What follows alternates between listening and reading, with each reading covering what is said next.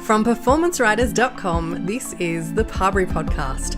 I'm Nat Foxon, and each episode I challenge World Equestrian Games top 10 dressage rider Brett Parbery to explain and discuss what I call a Parberyism. That's a pearl of wisdom I've written down over the years of working together in our performance riders programs. Brett doesn't know what today's Parberyism is. Let's get into it. Okay, Brett, I cannot believe we haven't done this Parberyism before, but I actually even double checked because I thought surely. Are you ready for today's Parberyism? Ready to go. It is. Forward is one of the most unhelpful words in dressage. Yeah, okay. Well, that's and the most commonly used, including myself. Let's put it out there. This week, how many times do you think you said that word forward when teaching a rider? Look, more than I would have liked to have. Sometimes it's the easiest word to pluck out then and there when you're coaching, but yeah, more than I would have liked to have. But in saying that, the people that I'm coaching also know the what I'm trying to imply. Yeah, so, that's right. Yeah. So that's the Parberyism. Forward is one of the most unhelpful words in dressage. So why is it so unhelpful, Brett? Well, it comes down to how it's perceived by the rider. So we all use it. We all know what it means. The horse is either behind the rider, not trying hard enough, needs to be, go with more gusto and more purpose. Unfortunately, it doesn't always be perceived like that by the rider. And what I've noticed is in an attempt from a rider to ride forward, and I often see this just riders riding around, riding what they call forward, they're actually riding the horse flat and riding the horse so far off the hind leg that the horses then can only land on its front legs and then get strung out. And I only watched a video the other day, actually. It came across my feed somewhere. And this horse was beautifully trotting around, but overdone, riding too forward, and the horse was battling to keep up. Still had some cadence and some expression, but if that horse was allowed some time to balance and keep its feet under it, it would have looked way nicer. So yeah, it's definitely how the rider perceives that information. And of course, is there a way of giving the rider the same information but in a better way? That's really what I'm all about, is trying to, how can I say something nice and quickly and have that rider put the correct aid on with what they're wanting to feel come out of the horse in the right way, rather than horse just flattening and running and losing balance. So I guess we've got sort of two different sides to explore here. One is more for sort of coaches in terms of how can we better explain what we're aiming for here. And the other one is for riders on their horses thinking about what it is they want to be achieving. And you just mentioned there, of course, they don't want to be achieving that flat off the hind legs, all the weight going down into the shoulders, running along out of balance. Nobody wants that, but maybe that's what's happening out of the use of this word forward. So I guess firstly, what are some other ways or other words that you would use that you think are a good replacement for forward and might help coaches and riders think of what they should be achieving?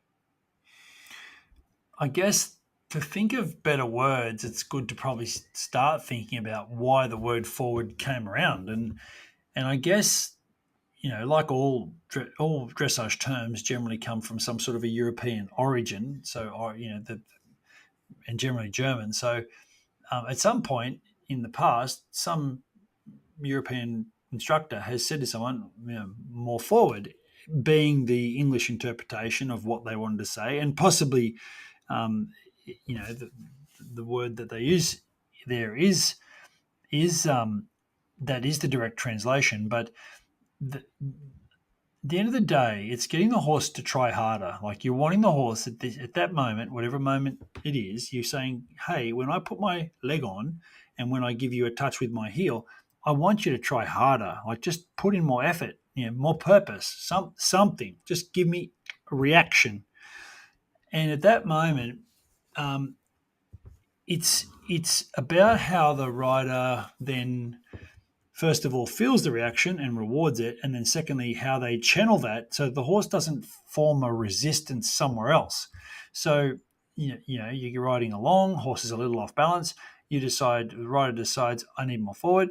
Rider goes boom with the leg, and the horse is unbalanced and suddenly pushes into a more unbalanced position and resists perhaps in the rider's hand.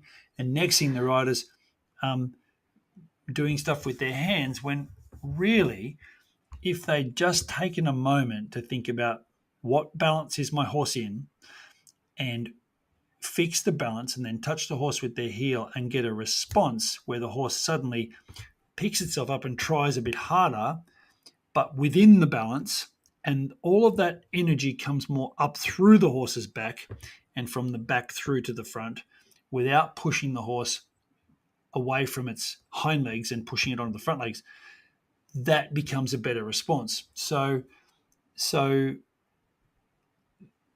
the word, try harder, more purpose, more effort, reaction, quicker.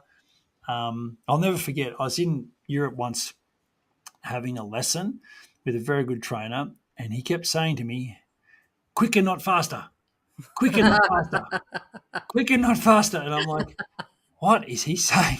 Like, what is he trying to tell me here? But what he was saying was more active, not forward and faster as in wind speed through your hair, like Yes. faster as in across the ground. Yes. Active, get your horse more active off the ground, so more impulsion. Now let's come back to that. Yeah. What is the definition of impulsion? Well, the definition of impulsion is the amount of effort your horse puts in to pushing itself off the ground, not across the ground, off the ground. So it's that quickness of push where the horse's foot pushes off the ground and then picks the leg up and then repeats that, right? And boom, boom, boom in trot or boom in canter, that your horse puts in the effort the horse puts into pushing itself off the ground. Forward can then be where the rider rides the horse, where the horse pushes across the ground, but you can lose the quickness of that push, and you don't have activity. Now, activity, as you train a dressage horse through to Grand Prix, is way more important to a Grand Prix horse than forward. So that's where you start to see the differences in the two. And of course, we still say, come on, more forward. But to a rider hearing that, it's about, how do I create more impulsion, more activity, get my horse to try harder underneath me, so then I can eventually disappear again and have the horse working by itself in front of my leg. Just a quick message from us. If any of the ideas discussed today resonate with you and you'd love to dive deeper, head over to performanceriders.com. There's a bunch of free content for you, and there's loads of opportunities as well to work with us by enrolling in one of our training or mentoring programs. performanceriders.com. Okay, so the Parberyism we're talking about today is forward is one of the most unhelpful words in dressage. I mean, Brett has a short list of words that he would like to ban from the sport. Forward is one of them, but he still uses the word. Let's be clear. It's just habit, right? It's habit. Yeah. It's what we've said for years. And ban them. It's a bit harsh, but I think we need to think as coaches and even as riders, having words in our head when we're riding. How do I perceive this? Like, what is it actually doing? Because, I've done this as a rider. Riding around. I need more forward. And then I ride the horse on the front legs and ride the horse strung out. And, but I'm getting the horse more forward. Well, no, you're not. You're actually making the horse's job harder. The horse is stretched out, and, you need to balance this horse and think about activity underneath you. like directly underneath you. Mm. And so So let's talk about how that looks and feels different. Like if a rider's thinking, gosh, I'm not sure if I am interpreting that word in a slightly counterproductive way and riding the horse flat. What are some ways that riders can figure out if they're doing that? if the rider feels like they're just racing around the arena, flat out, no balance, just remember we ride dressage horses in a 60 by 20 meter rectangle, and that involves some straight lines and it involves some corners. And it's the same when we're driving a car or riding a bike. We can go quicker on the straight lines and then we have to slow down for the corners. So with a horse, you can make the horse active on the straight line, but you need to balance them and get them to wait a little bit, not much, just a little bit, and be balanced when you get to the corners. Otherwise, they just start motorbiking and spreading themselves out even longer to try and keep balance. So if a rider's riding along and they go, okay, I need more something, I need more forward, and they go touch with their leg, it's important that the horse doesn't get longer and flatter underneath them. Sometimes it's better to feel that you need something extra. You'd like to ask the horse to try harder. Even think that way. Just go, I want to ask my horse, can he try harder right now, or she? Touch him with your heels, with your leg, and if the horse then gives a response, feel that the response comes more up under you in a more active way where the horse gives you a bit more of a positive tension up through them, rather than all of a sudden you just suddenly going quicker. And like that coach was saying to me, quicker, not faster, that the horse gets more active rather than faster and across the ground. Covering more ground, yeah. And what are some examples or an example you can think of when this sort of commonly happens, that riders end up sort of getting too forward, long and flat, and that's unhelpful in the scenario, and they should rather be thinking about quicker, off the ground, impulsion? Is there a sort of a stage or a movement of training that often pops up as an issue when you're teaching? Usually in the young horse levels. Mm-hmm. So in the young horse, especially in those early years, you'll see a rider that's wanting to get the horse going and getting the horse with a forward way of thinking. And that's probably where it shows up the most, is in the young horse riding. But then I was just going to go on to something there as you're saying that. I was thinking, so at the end of the day, what a young horse needs to learn is the meaning of in front of the leg. And in front of the leg means when you stop riding, your horse keeps going. And that's different to forward, because I've seen a lot of horses that are technically forward with a rider that's continually going kick, kick, kick, and almost chasing them, that are actually behind the leg. So they look forward, but if that rider stops riding, that horse will skid to a stop. Yeah. And that's because that's the way the rider's trained it, right? They've trained it that as soon as they stop, the horse will make a transition downwards, and that's been the aid. And when they want to go, they keep chasing, and so it can look like horses powering around the arena, covering a lot of ground, but can actually still be behind the rider. That's right. I mean, you can have a horse doing extended trot that's behind you, and a horse doing piaffe that's in front of you. It comes down to the attitude of the horse. So if I stop riding right now, is my horse still going to go, or is he going to stop? And the horse can be in piaffe with the rider doing nothing, and a horse can be extended trot with the rider chasing, pulling, holding it together and chasing. So forward is not a direct relationship to a horse that has a positive in front of the leg way of going. Well, I mean, I think as people listen to this, I think it's important to, of course we use the word forward. I'm not trying to say it's not to be used, but it's how it's perceived and it's how it's understood. And then if you think about those things I just said about horse being forward can still be behind the leg, is it better to have the responses, the starting point of the horse's pace is in front of my leg and in my rhythm, and then can I touch the horse with my heels and create a reaction to get the horse to try harder? That is a way better mindset to start training your horse's paces with than I've got to be forward and I've got to be forward, forward, forward, forward, forward, and then I'll just make transitions willy-nilly by stopping riding and letting the horse stop. And then I'm going to develop this. This will get my horse more forward. That horse could be more forward, but it could also be still as negative as the day, in its mindset. And then at some point, you've got to then be able to create the next set of paces. So in a young horse, you're trying to establish working paces. And then as the horse goes on, you're starting to develop the collected paces. And then there's some variations in those collected paces. There's, for trot, for example, there's collected trot, there's piaffe, there's passage, there's, working passage, there's half steps. There's all these variations in the collection.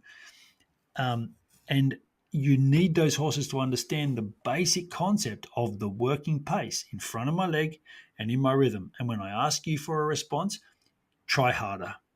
And when that happens and the horse learns that system, you can ask that question in any pace, piaffe, passage, extended trot, whatever. And that's the underlying concept of that you want to start with of pace control, as opposed to I just need to get my horse more forward. So, I love the idea that there could be a bunch of riders in their lessons, their next lesson, saying to their instructors, okay, you said more forward, but let's drill down on what you really meant by that.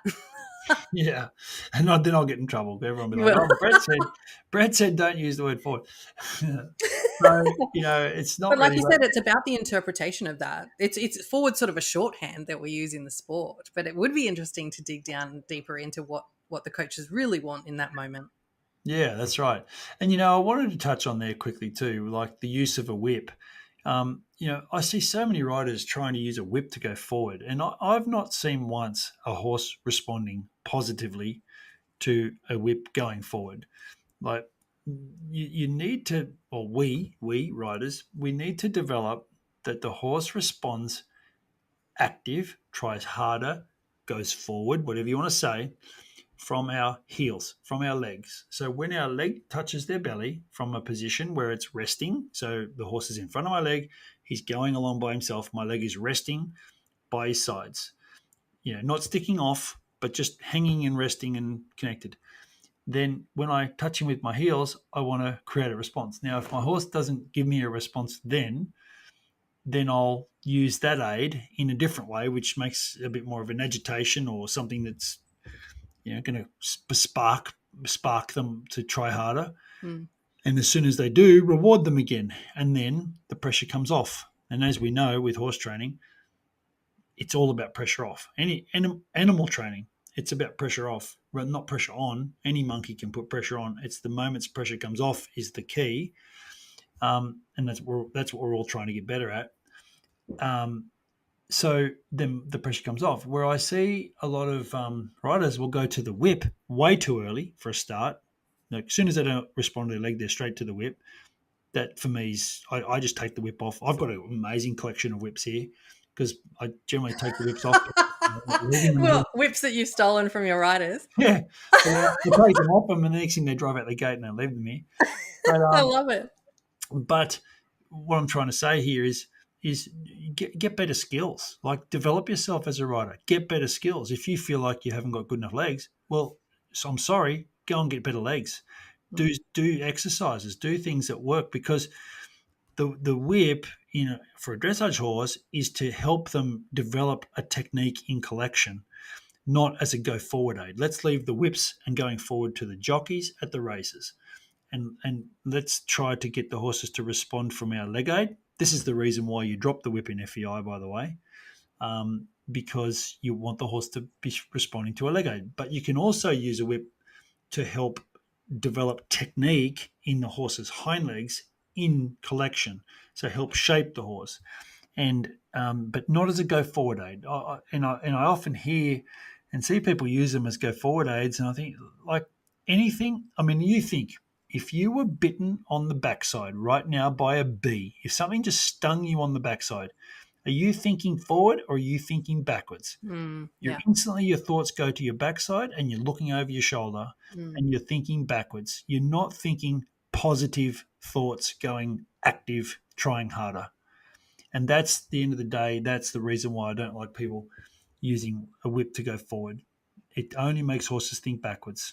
And, get better legs, try harder yourself, go to the gym, do whatever you got to do to develop better skills, and be the better athlete yourself. Speaking of whips, you are well and truly cracking the whip today.